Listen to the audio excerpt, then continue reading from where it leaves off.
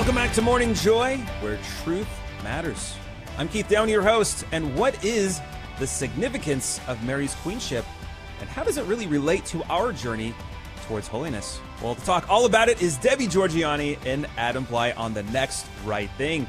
Good morning, Debbie and Adam. Thank you so much, Keith. We love The Next Right Thing. This is Debbie and Adam here. And don't forget to tune in for our Spirit World, 10 a.m. Central, 11 a.m. Eastern, this Saturday. Super excited because it's just another great show. We're talking about Adam, the things that are out there floating about the apocalypse and all sorts of, end of the world, doomsday, catastrophe all over the place, stuff that's floating on social media. So we're going to be talking about that on Saturday, this apocalyptic stuff that's being streamed all over the internet.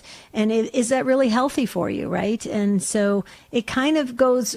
this is interesting because it kind of ties in beautifully today with the Queenship of Mary and Christ our King, right, Adam? And what it means to really understand how God set everything up and what our role is and how we are to perceive things and what we are to do on a daily basis and what we are to look for and what we're not to look for and what we're to understand as Christians. And so I love this because I think this kind of just puts everything back in perspective, Adam, so we can just feel at peace and we can move forward in our spiritual lives, understanding the power of God and what it means for us, that we don't have to be worrying about a lot of things that we're worrying about. So why don't you start? I love the Queenship of Mary.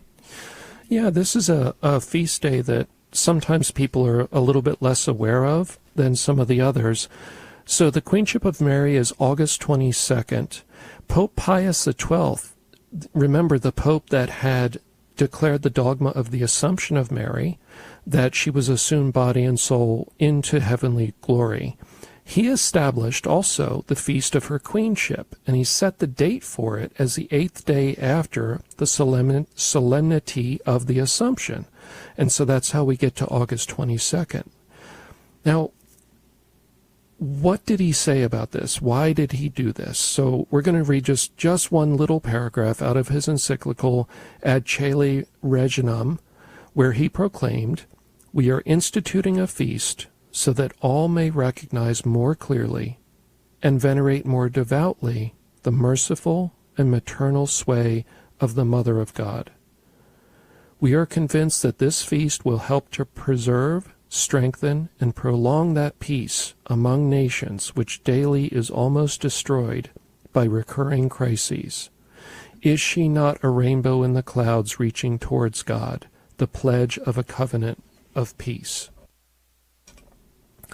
So how wonderful in our times when, of course, we have so many conflicts going on and we have so much anxiety about war, that the church is pointing us to Mary in this way. Now, why might Mary be linked with peace, and specifically a peace that comes when nations are almost being destroyed by crises? So we see Pope Pius XII is linking her peace as opposing war and destruction. And that's very interesting. You know, we often think of peace in terms of personal peace within my life, which we've explored, an approach to peace in relationship with God with Psalm 23 yesterday. But here's a peace where it's being declared as relating to wars in a sense. Well, let's go to Revelation 12:1, where we see the Queenship of Mary being shown so clearly, and then we're going to see how it is linked, in fact, to war. So Revelation 12:1, a great sign appeared in the sky, a woman clothed with the sun, with the moon under her feet, and on her head a crown of 12 stars. Okay, so we see in Revelation 12:1 that Mary is crowned. So there is royalty here. This is another reference to her queenship. Of course, it comes through being the mother of Jesus. Okay, so But the Bible is recognizing it here in prophetic visions that were being given. Now that story goes on, of course, to say what? The Queen Mother is pregnant in that story with a child. There's a great dragon that is upset about this and wants to destroy the child, and that immediately precipitates the war between the loyal angels, the 2/3, and the 1/3 that fell with Satan. So that's telling us a couple things here. It's saying that Mary's role as Queen and Mother of God triggers the rebellion in heaven, because this incarnation of God through a mortal, through a woman, there's something about all of it that is so offensive to Satan in his pride and in his misunderstanding that he rebels. Now, there's other imagery in Revelations that talks about the Ark of the Covenant being present in heaven. The Ark of the Covenant, we know from many different places, we don't have time to cover them all, is equated with Mary, and Mary is equated with the Ark of the Covenant, right? So the Ark of the Covenant in the Old Testament was the place where God chose to reside within the Ark in a sense. God, of course, is everywhere, but in a particular way with the Jews, leading them through the desert, the cloud that went before them, all of the miracles that happened, Moses conversing with God in the inner chamber of the tent where the ark was. We know the ark is a special place where God chooses to dwell in a particular way with humanity. Mary is equated with the Ark of the Covenant because she is the new Ark of the Covenant that carries God when God chooses to dwell with us in a particular way. Here's the connection with war. What was the Ark of the Covenant used for in the Old Testament? It wasn't just to be in the inner tent where Moses would go and talk with God. Whenever the Jews were under threat from armies and in wars in the world, they carried the ark out, and they carried it before them. And nobody defeated them, because God literally himself fought for them. And this took supernatural forms, in the form of lightning and other manifestations of God, that put an end to the conflicts, because God literally was with them. And this harkens back to yesterday with Psalm 23 also, for those that were listening yesterday, that we need not fear when God is with us.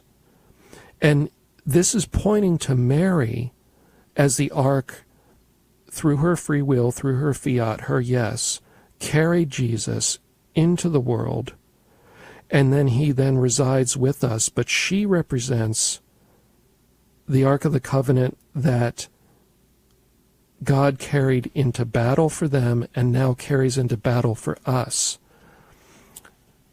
Mary plays such a pivotal role in the exorcism world, and is almost always the figure that Jesus sends to deliver the message that the case is over to the person who's possessed. We don't get to see her, but they literally do. They will say, "This beautiful woman came in the room and told me it's over." She is the ark now for us, not only in the exorcism world, Deb, but she is a queen of heaven, she is a queen of angels, she is a queen of saints, and she is the ark that goes before us in our Christian walk, that when we are threatened or oppressed by evil in the world, by the enemy, the fallen angels, by any force that seeks to oppose the will of God for us, she is the ark that goes before us and utterly defeats anything that God wants to be out of the way.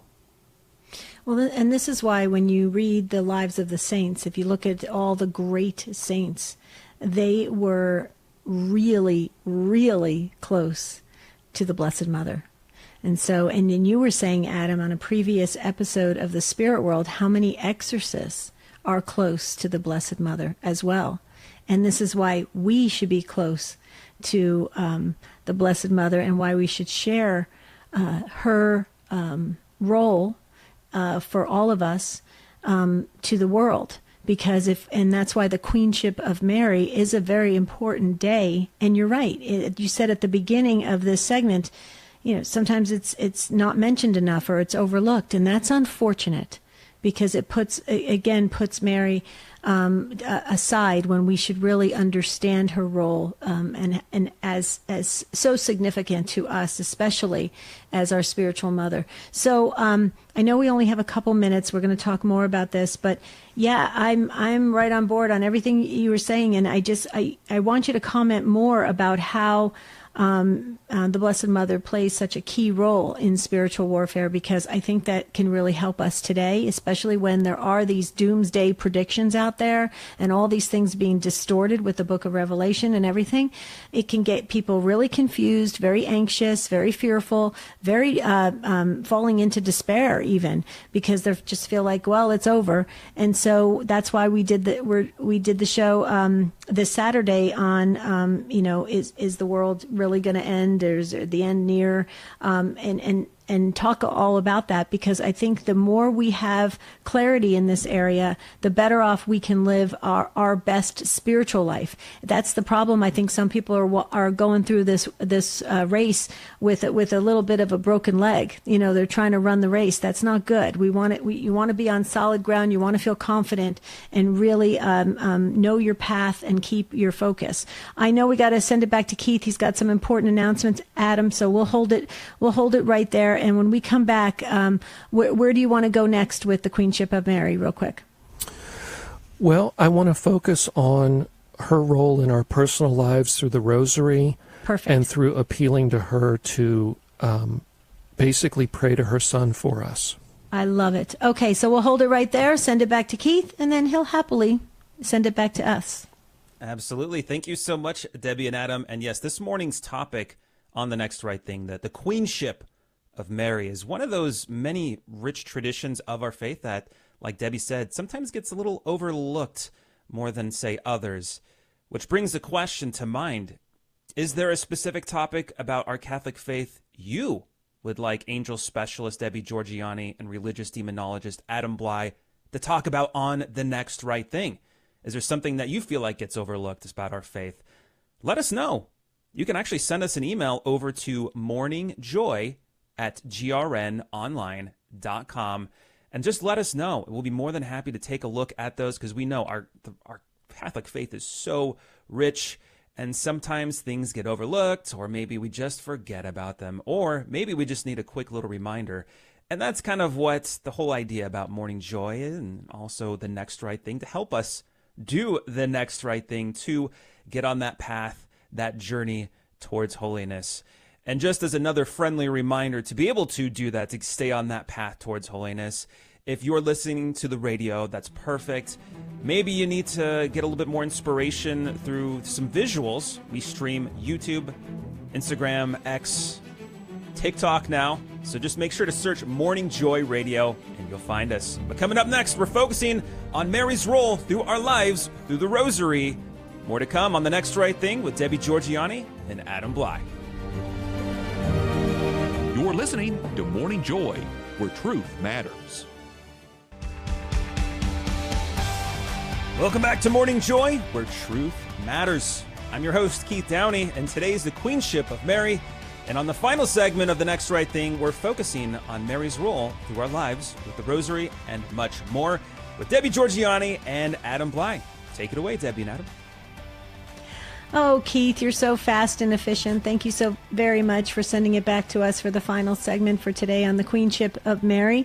And Adam, you wanted to talk about the Rosary, and we've got to say this again, Adam, how you have said this many times, and I so believe you, and I definitely agree with you, that the Rosary is the best deliverance prayer. So why don't you share more about the Rosary? And please, we cannot forget how Padre Pio said, 11, 17 rosaries a day. He said constantly be holding on to the Rosary, hold on to Mary's hand, and pray the Rosary even when you're going throughout your day. Yes. So, this has been in part of my journey, as I've seen, in the early years, I saw how many of the old exorcists in Rome, that had 40 years under their belt doing this, like Father Amorth and others, their devotion to Mary, they were constantly carrying the Rosary and praying in between things, that were going on at the conferences, and then seeing the impact of any mention of Mary during exorcisms, and then seeing the power of the Hail Mary. So something that I don't know if Deb, you and I have talked about it much in detail, but, I've met Satan 3 times, and the most recent one was in a case where he fought for the person at the end, and fought for 11 days of sessions in the end for this person.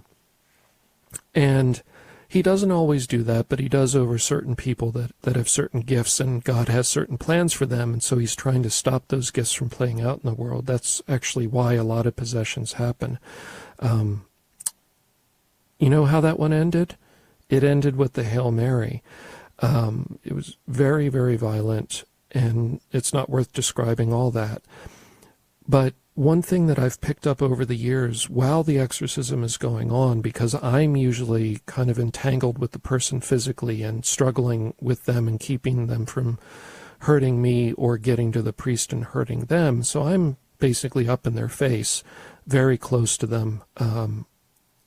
The habit that I have picked up, because I don't want to distract, obviously, from the rite of the church that's going on in the exorcism prayers the exorcist priest is saying, I will whisper prayers right into their ear very close, so it's not drowning out or interfering, or taking away a focus at all. So just under my breath, very, very quietly, in the midst of all the noise and whatnot going on. And, we were dealing, the church was dealing with Satan. Jesus, through the church, was dealing with Satan in this case. And it was the final day that he had said was appointed for his departure, which he had given that date, to the exorcist, which he's required to do at a certain point in the rite of exorcism. He had given that date a number of weeks before, and he actually showed up for the last 11 days of the case. So it was the final day, and I was very close, wrapped up, controlling the person's arm, whispering the Hail Mary into their ear, and in the midst of all of this, suddenly the person's voice, the human being's voice, spoke. And they said, don't stop saying that, don't stop saying that. And they were speaking to me, because, we were physically very close. So they turned and looked at me and said, don't stop saying that, don't stop saying the Hail Mary, don't stop, don't stop, don't stop. And then it switched back and it was Satan again. And then suddenly there was a stillness, and then a shudder went through the person's body, almost like a 1 millisecond seizure. A shudder went through them. And they went limp for a moment, and then suddenly burst out in tears of joy, and they were free. They told us afterwards that as the Hail Mary, they could hear the Hail Mary, they could hear the exorcism rite going on also, but they were focusing on the Hail Mary, and it was that prayer that drew them to the surface, is one way to say it, where they surfaced and they were able to speak with their mouth and have use of their body for a few moments to say, don't stop, don't stop. And it was as the Hail Mary was being said, they saw Mary walk into the room, but she came from an icon that was on the wall fairly high up, and approached them, smiled at them, looked at Satan, frowned, and said, it's over. And that was the moment that they were freed. It was the most kind of epic case so far I've been involved in my life. And it was the Hail Mary that seemed to be central to the moment that the case ended. So I have a question for you. When you say the Hail Mary today, do you think about a little bit about that experience? When I say the Hail Mary, this is just the way I do it. I focus on the scenes. So, Hail Mary, full of grace, the Lord is with thee. I focus on the basement in the house where they believe she was when the Annunciation happened, and I try to visualize it in my mind, and I see Gabriel there, I see her there, I see that conversation, and then moving on to the encounter with Elizabeth, and I try to see the two women talking. Okay, so then, and that's beautiful, but okay, so let me try to tap into the interior emotion of it. Since you had that experience with that possessed individual, and when you say the Hail Mary now, is it more of an intensity inside of you because you know the power of the Hail Mary? I think so. Okay. And that's where I was going next, is after that encounter. So just last Friday, during our sessions, we had 4 of them last Friday. And all of our cases are pretty intense right now. A lot of them are coming hopefully to the end, where they'll have total freedom. I was doing the same thing. I was praying the Hail Mary quietly into the person's ear, because again, we were entangled because of the level of violence. I was, gently holding them to keep everybody safe and keep them safe too. And I just kept it up and kept it up and kept it up. And the demon started saying, "Stop it, stop saying that, stop saying that. You have to stop saying that." And it shifted into fear. So the demons are often a lot about bravado and trying to be very scary, and, I'm the big impressive demon and all this nonsense. And its tone was shifting quickly into fear, and then into desperation. Wow. You have to stop saying that. You have to stop saying that. So, yes, it has intensified the rosary for me. Mm-hmm. And when people ask for prayer in between sessions, some of our cases will text and say they're having a hard time during the week. Please pray for me. I always just take a walk and pray the rosary. Right. And then, within 10 or 15, 20 minutes, things are peaceful again for them. Well, that's why I wanted to share that and tap into that for our Morning Joy listeners, because those of us who are cradle Catholics, sometimes these rote prayers, we're thinking, well, we're just saying them over and over again, but they're very, very extremely powerful. We have to understand what we're saying. We have to mean it from the heart. And like you said, envision the scenes and meditate on that and really slow down. Yes. Amen. Amen. Mm-hmm. You got it. Okay, that'll do it for today for the Next Right Thing. We're going to send it back to Keith. He's got some announcements for us. And then, God willing, we will be back tomorrow for the Friday edition of the Next Right Thing. I've got a little surprise for tomorrow, just for our Morning Joy listeners. I thought they might want to know something. Okay, and we'll send it back to Keith. Wow, we're going to have to stay tuned for that little surprise for tomorrow. But were you able to watch or listen to last Saturday's Spirit World? That was the show where Debbie and Adam answered your questions received via email. There were questions about fake Gregorian chant, rosary beads bothering demons, sleep disturbances, and then also there was a miraculous answer to a listener's prayer. So if you didn't watch or listen to it, highly recommend it before you watch and listen to this coming weekend, because Debbie mentioned a little bit earlier in the first segment of the Next Right Thing, since the time of Jesus, Christians have been predicting the end of the world. It's like the sky is always falling. And even now today, rumors of impending disasters are spreading fear among the faithful through the internet and, of course, podcasts. It's wild. But what does the Bible say about all this and the end? And what does the Catholic Church teach? How should we understand private revelations? Well, these are questions that we're going to get answers to on the Spirit World this coming Saturday. That is August the 24th. Make sure to tune in at 10 a.m. Central right here. Coming up next, blessed are the meek, for they shall inherit the earth. Stay tuned for Alan Smith. He's going to be providing insightful commentary on Bishop Sheen today, right here after this break on Morning Joy, where truth matters.